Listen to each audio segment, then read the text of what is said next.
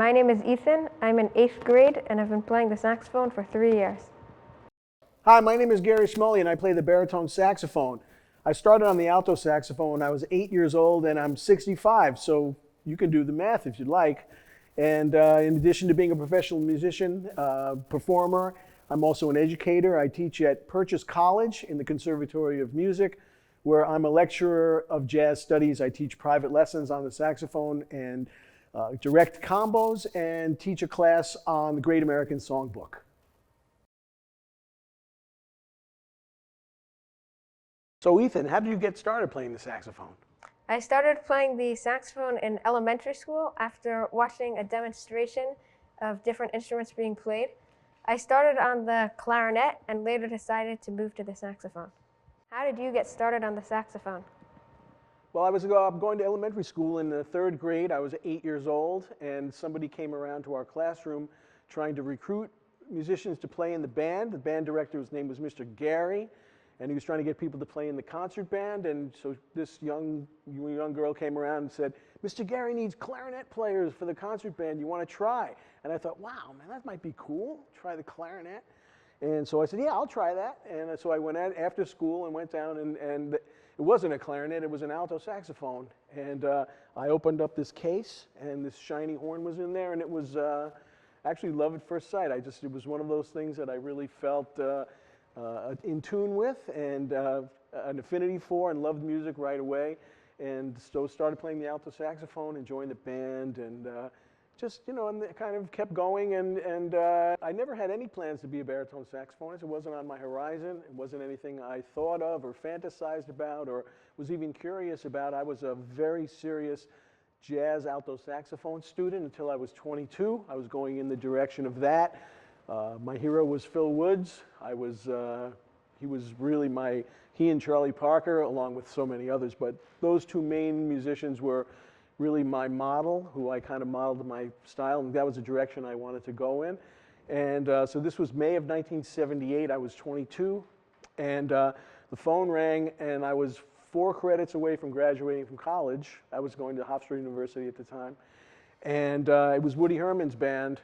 My friend Glenn Drew's great trumpet player. We grew up on Long Island, and he joined Woody Herman's band a few months earlier, and Bruce Johnstone, the great baritone player, he left the band and the baritone chair opened up, and Glenn recommended me. I don't know why. I didn't own a baritone. I never played a baritone. I didn't have a mouthpiece, a reed. I didn't have anything, and I was 4 weeks away from graduating college.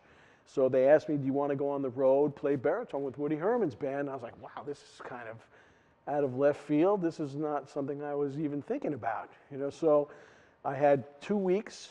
I said yes because they were, at that point, the band was traveling 50 weeks a year. They were on the road all the time. And I was like, wow, I really want to play, and I can finish school if I want. So I jumped at the opportunity. And that would turn out to be a life-changing experience for me, because that was a total change in direction. So that one phone call kind of changed my whole career path, direction in music, changed my voice, my concept, changed everything that I was really originally opposite of what I was going to do, playing the alto saxophone. So I had 2 weeks. So I went out, I bought a Yamaha student model baritone with a stock mouthpiece, a bunch of reeds, and met the band in Bridgeport, Connecticut, May 25th, 1978. And I stayed for 2 years and became a baritone player, which became my voice in music over those 2 years. And I never played the alto again. So since we're kind of talking to students here and young musicians, I would say, don't pass up any opportunities that might come your way, because you have no idea how that might change your life. So that phone call was life-altering for me. I wound up going in a direction that I never thought of, never planned, wasn't even looking for, wasn't thinking about, but by diving in and taking a chance, things happen in life. What have been some of your favorite experiences in music so far?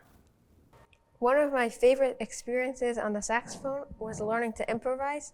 It was a lot of fun to be able to know a scale and then play from it and make it sound like a solo. So what kind of things are you working on right now? I'm practicing a lot of of jazz music. I've been working on my improvising recently, and also the scales too. What have been some of your biggest challenges so far on the saxophone? One of my biggest challenges so far on the saxophone was getting braces. I had to readjust my whole embouchure and the way I played, but after a few weeks, I kept on playing and it went back to normal. What's been your biggest challenge in your career? The challenge is to be patient and not be in a hurry, and really look at this like music is completely process-oriented, not result-oriented. You know, we never arrive anywhere. The whole thing is about the journey, and it requires a tremendous amount of patience.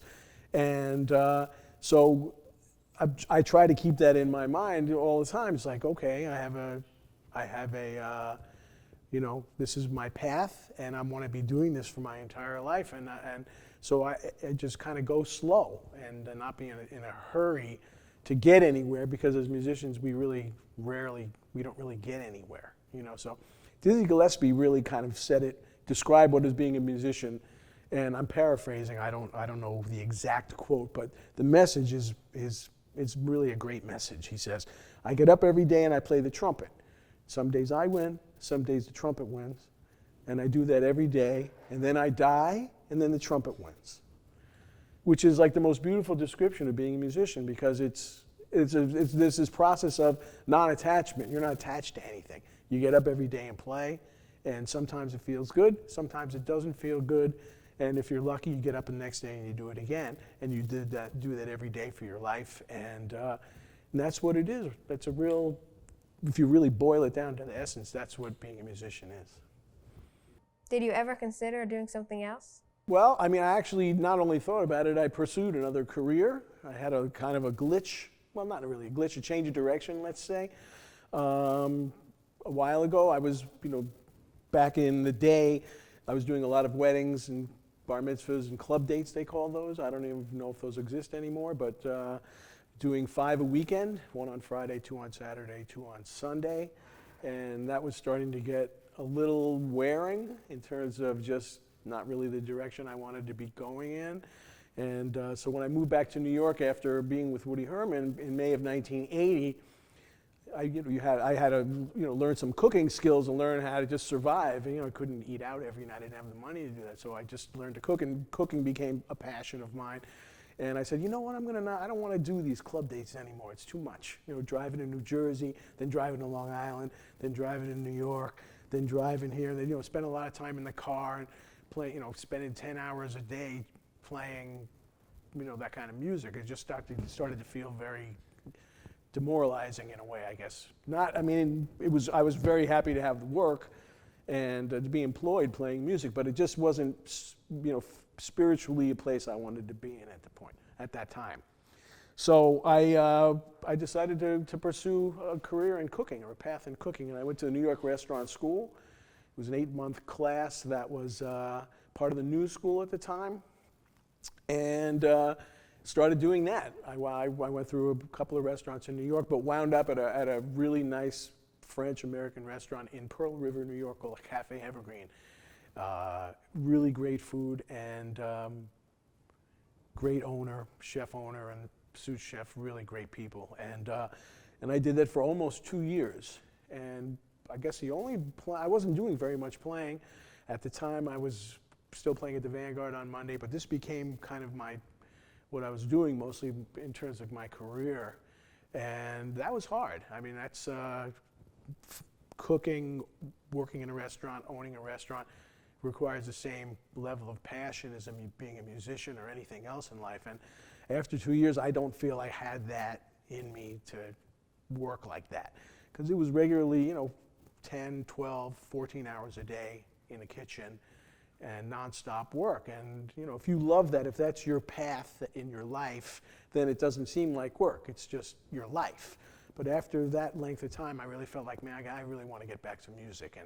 And so that was really a turning point. I really kind of recommitted myself to wanting to be a full-time, jazz musician from that point on. But I did have this little kind of change in direction.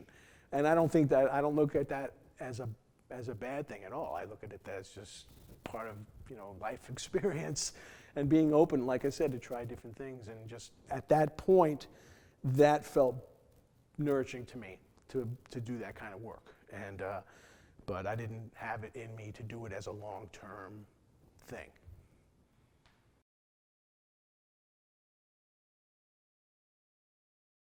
What advice do you have for me?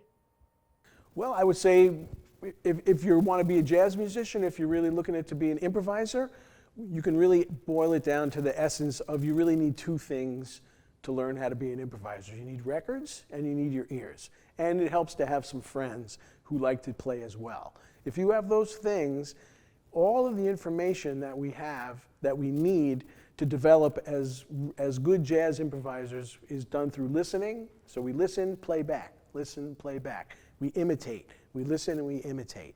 And if you do that long enough, you start to develop a concept of rhythm, harmony, time, sound, and it's really important we go through a long period of imitating.